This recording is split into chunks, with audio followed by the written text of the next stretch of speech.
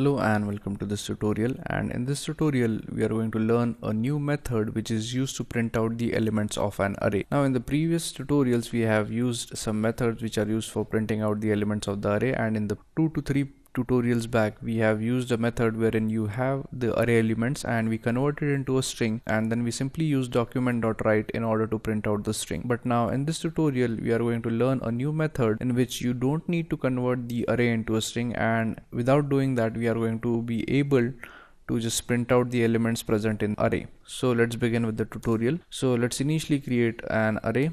So the array would be as usual. So let's name the array as names, and let's say it has some elements. So we type new array, and let's say the elements are A, B, C, D. So we have A, B, C and D here. So we add A here, we add B here, C over here and D over here.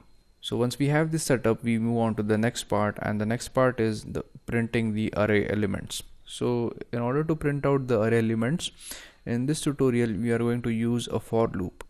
So let's say, so in this case, as we have 4 elements, we are going to use a for loop which loops till 4, and it is going to print out each and every element which is present in an array. So let's go ahead and create a simple for loop, and as we have to loop from 0 to 4, we type I equals to 0, I less than 4, I plus plus.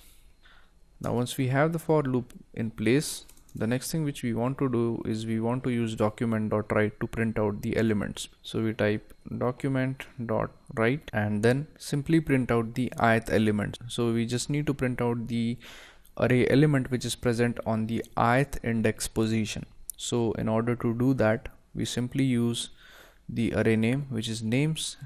Then we have the index as I. So as I is going to vary from 0 to 3, it is going to print all the elements which are present between 0 and 3. So once we have these things in place, the next thing which we need to do is we need to use a /br for breaking the line so that each and every array element is going to be printed on the next line. So to do that, we use a plus sign and then we use double quotes, and inside the double quotes we type /br. So this is going to break the line for us. Now once we have the code in place, we simply save it and then execute it on the browser. So as you could see, it has printed A, B, C, D, which is it has printed all the elements present in the array. Now we have studied how you could print out the array elements, but what if you want to add some more element to the array? So for example, if you have a E here, and now if you save the code and execute it, you'll notice that A is not printed over here, and the reason for that is we have given this value to be 4.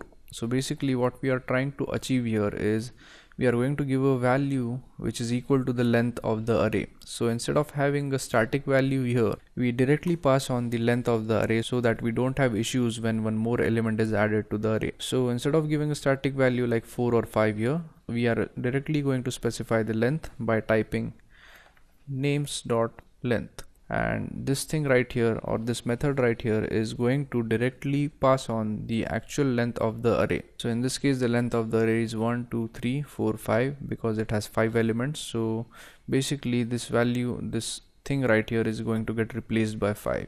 Now if you save the code and execute it, you'll notice that E is printed out onto the web browser.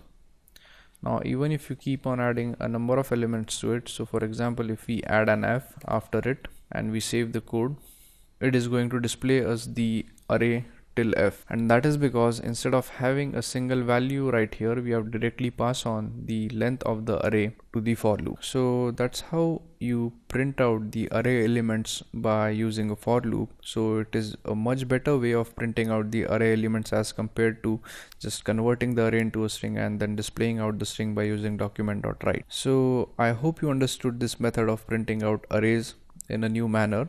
So thank you very much for watching, and I'll see you guys in the next tutorial. Thank you.